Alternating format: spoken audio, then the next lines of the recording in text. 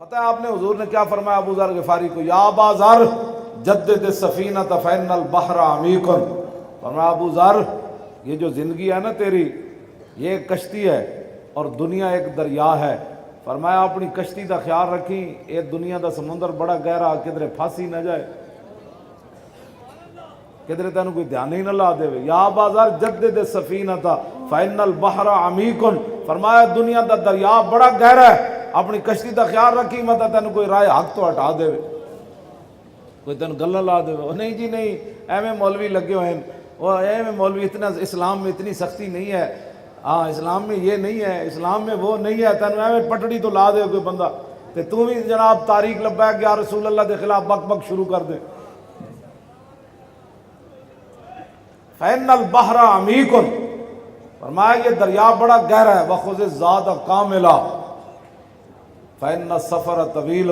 میرے آقا نے فرمایا زیادہ سے زیادہ نیکیاں اکٹھے کر لینا، جس سفر پر تو نے جانا ہے وہ سفر بڑا طویل ہے.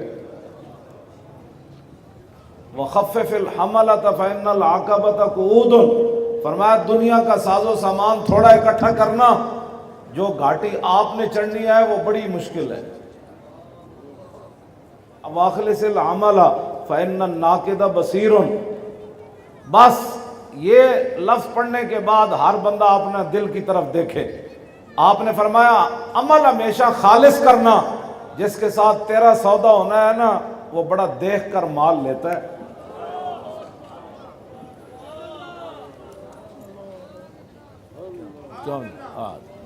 یہ اس واسطے صرف اللہ اور اس کے رسول کے لیے ہم یہاں بیٹھے ہیں. لوگ لاکھوں کہتے رہے، کسی کا منہ بند نہیں کیا جا سکتا. سیدنا صدیق اکبر سارا مال دیتا نا جب رائے خدا وچ غزوہ تبوک دے موقع تے منافق کہنے لگے اے تے ریاکاری ہے، اے تے ریاکار ہے، اے لوگوں نوں دسنا چاہتا میں اتنا مال رائے خدا وچ دیتا. تے حضرت عقیل انصاری جدو 1 کلو کھجور پیش کیتی، حضور میں غریب آدمی ہاں تے میں 1 کلو کھجور اس غزوہ واسطے پیش کر سکنا.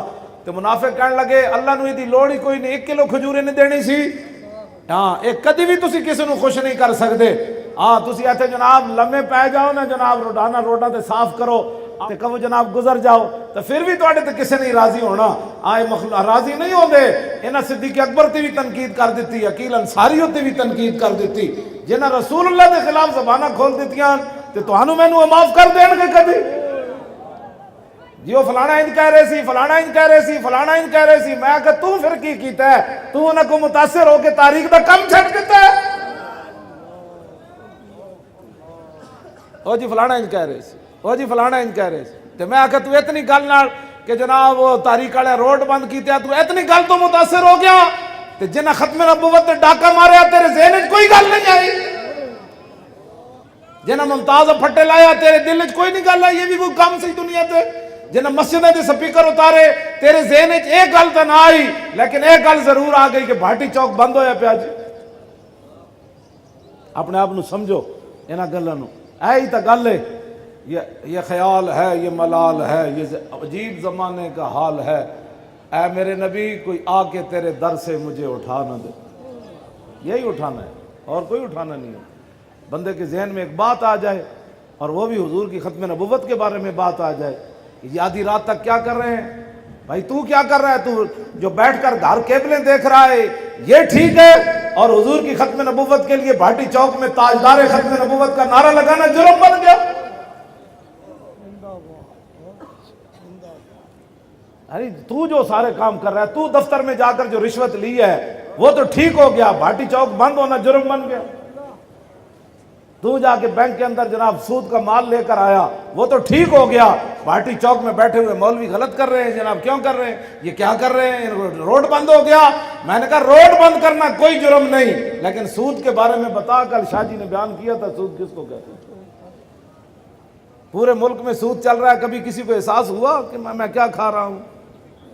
اے خدا دا شکر کرو کہ اسی تہاڈا رخ کتے ادھر کرن لگیا.